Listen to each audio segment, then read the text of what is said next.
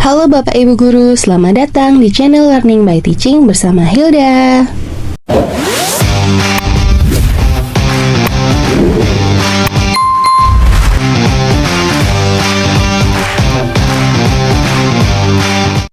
Sebenarnya, siapa sih yang disebut dengan guru? Mungkin banyak menyebut guru adalah sebagai orang yang mengajar pelajaran di sekolah, atau bahkan seseorang yang memberikan pelajaran di luar sekolah pun bisa disebut dengan guru.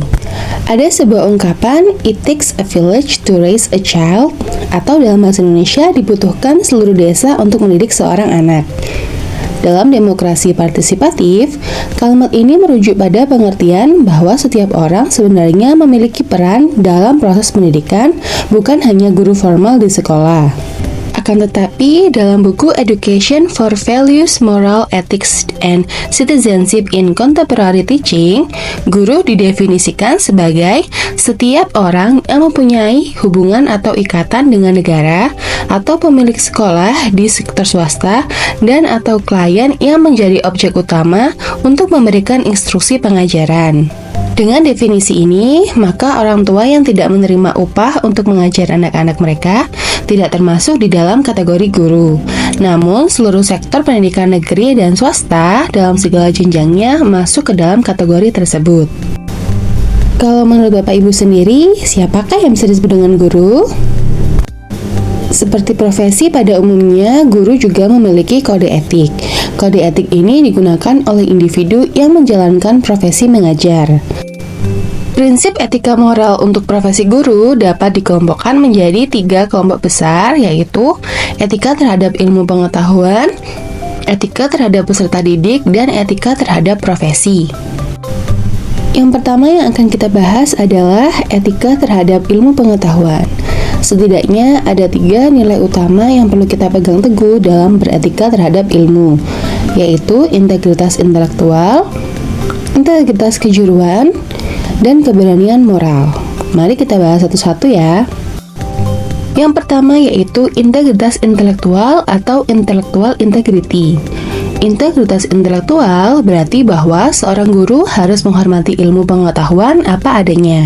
Kita sadar bahwa setiap bidang ilmu punya cara tersendiri dalam mencari kebenaran. Ada yang berbasis eksperimen, ada yang menggunakan logika, dan ada pula yang bersandar pada observasi sosial. Karena itu, sebagai guru, tugas kita bukan sekedar menghafal isi buku, tapi juga memahami bagaimana ilmu itu dapat diperoleh, bagaimana proses berpikirnya, cara menguji kebenarannya, dan bagaimana perkembangan pengetahuan dari waktu ke waktu. Guru yang memiliki integritas intelektual tidak akan asal mengklaim bahwa ini benar atau ini salah tanpa tahu dasar ilmiahnya. Guru juga akan terbuka terhadap pertanyaan dan keraguan dari peserta didik karena guru sadar bahwa ilmu itu selalu berkembang dan bersifat terbuka untuk diuji.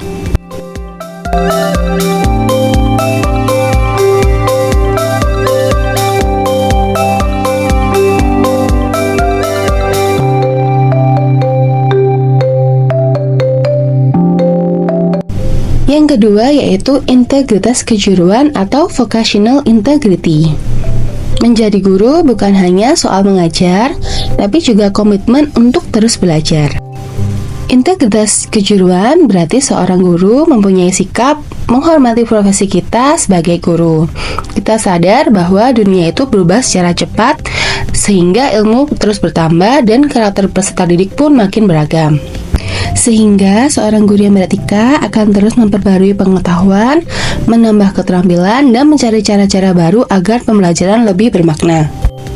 Integritas kejuruan juga artinya sebagai guru kita tidak hanya mengandalkan satu metode saja atau satu sumber belajar saja.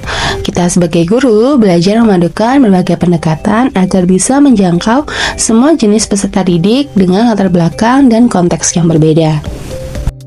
Yang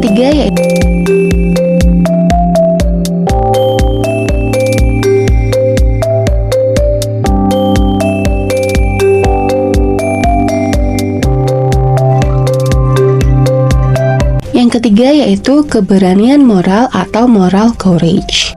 Dalam dunia pendidikan, tidak semua hal yang benar itu selalu populer. Ada kalanya kita dihadapkan pada tekanan, baik dari sistem, kurikulum, atau bahkan lingkungan sekolah untuk menyampaikan sesuatu yang aman-aman saja. Namun, guru yang memiliki kebenaran moral berani untuk menyampaikan hal yang penting meskipun tidak disukai, asalkan hal itu berdasarkan kebenaran ilmiah dan tuntutan profesional. Ada kalanya saat kita mengajar, kita perlu mengajarkan topik yang sensitif, atau kadang kita juga menggunakan pendekatan yang tidak umum. Tapi, jika itu dapat membantu anak-anak berpikir kritis dan berkembang, maka keberanian untuk menjelaskan topik-topik tersebut menjadi etis dan bermakna. Kode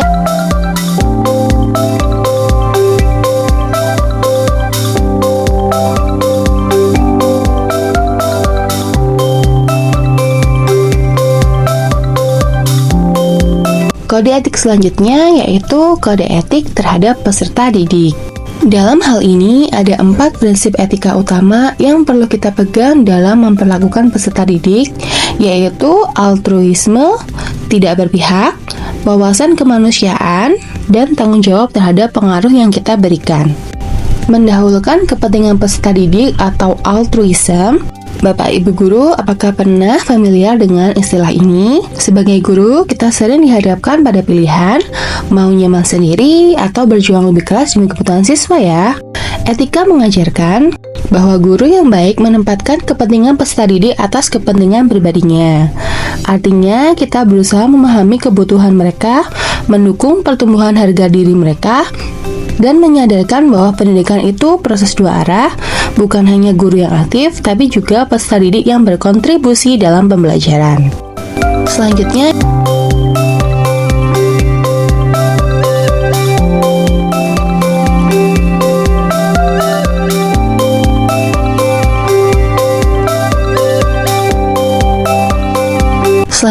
yaitu bersikap adil dan tidak memihak atau impartiality. Di dalam kelas, kita sering menghadapi siswa dari berbagai latar belakang, dari yang paling aktif, dari yang pendiam, yang ekstrovert, introvert, dari yang menonjol secara akademik, sampai yang butuh perhatian khusus. Etika profesional mengajarkan bahwa seorang guru harus menghindari sikap pilih kasih. Kita perlu menjaga keadilan, memastikan tidak ada siswa yang dirugikan, diremehkan, atau bahkan dijadikan sebagai anak emas.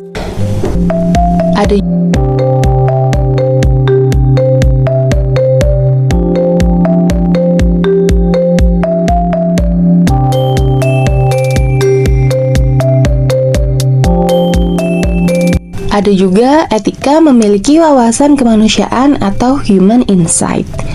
Guru bukan hanya mengajar otak, tapi juga menyentuh hati. Karena itu, kita perlu peka terhadap latar belakang keluarga dan situasi sosial siswa. Etika ini menuntut kita menghindari stereotip terhadap murid, tidak terburu-buru menghakimi, dan tetap memberikan kesempatan pendidikan yang setara bagi semua.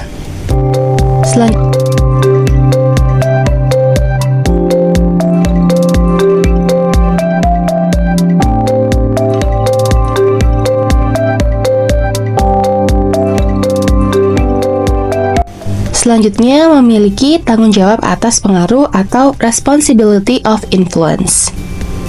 Kita harus sadar bahwa apa yang kita katakan dan lakukan di dalam kelas akan selalu diingat oleh anak-anak untuk waktu yang lama, bahkan bisa membentuk cara mereka memandang dunia.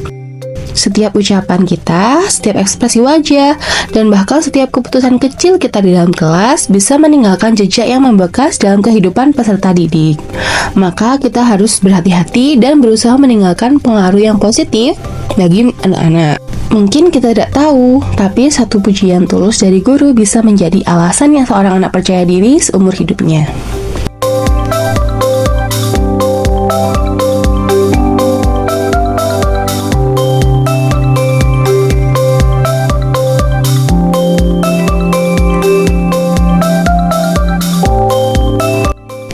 Nah, yang terakhir kita akan membahas kode etik terhadap profesi.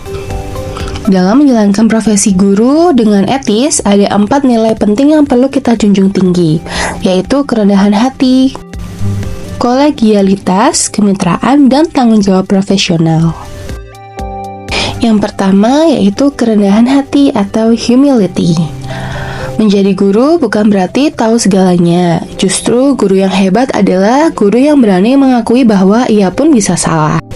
Kerendahan hati dalam profesi artinya kita mau terus belajar, mau mendengarkan peserta didik, rekan kerja, dan bahkan kritikan dari luar. Kita sebagai guru mengetahui bahwa pengetahuan itu selalu berkembang, dan bahwa menerima kekurangan bukan kelemahan, melainkan kekuatan moral.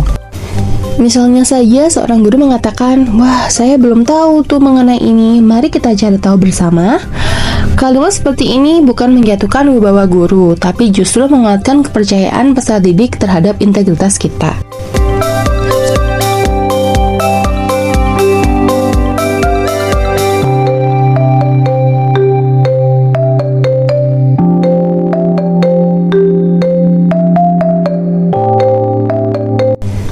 Selanjutnya yaitu kolegialitas atau collegiality.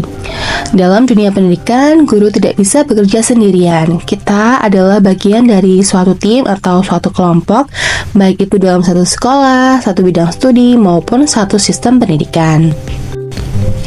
Etika kolegial menuntut kita untuk saling menghormati, saling mendukung, dan saling belajar satu sama lain.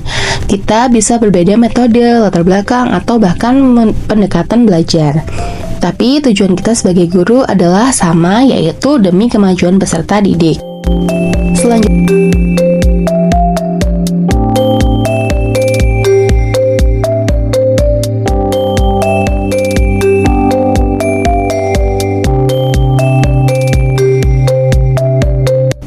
Selanjutnya yaitu kemitraan atau partnership. Seorang guru sejati tahu bahwa proses pendidikan bukan hanya milik guru.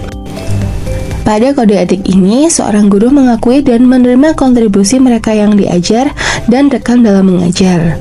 Hal ini mencangkup mempertimbangkan dan memanfaatkan sejauh mungkin bakat dan keahlian mereka yang diajar, serta situasi sosial dan keluarga mereka.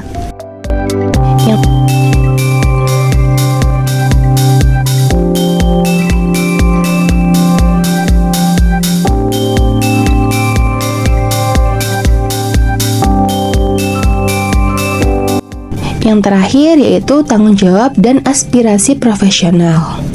Guru yang beretika tidak hanya sibuk di ruang kelas, ia juga peduli terhadap dunia pendidikan secara luas. Seorang guru harus berani menyuarakan pendapat tentang kebijakan yang berdampak pada proses belajar mengajar. Guru bisa menyampaikan aspirasi mereka melalui kegiatan menulis, berdiskusi, berbicara di forum, atau bahkan sekedar menyampaikan kritik yang membangun kepada pemangku kebijakan.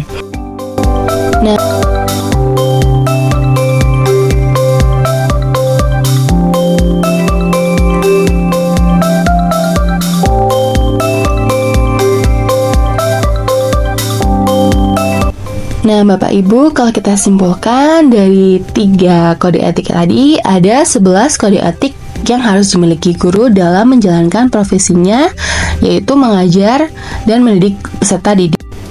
Adapun ke-11 kode etik tersebut adalah